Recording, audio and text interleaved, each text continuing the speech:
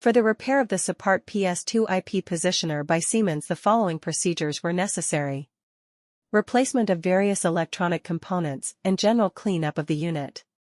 For testing we use multifunction calibrator, air supply, and a cylinder. Whenever we change the input signal, it releases air to the pneumatic cylinder, which then moves to the correct position accordingly.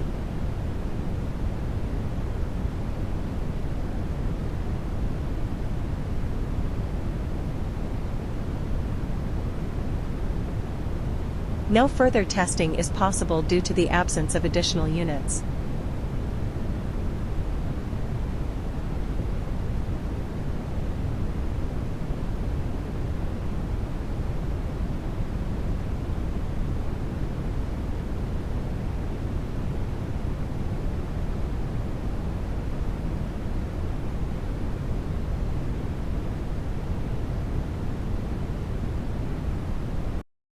It is now clear that the Sipart Ps2 IP positioner by Siemens are working successfully and are ready to be delivered to the client.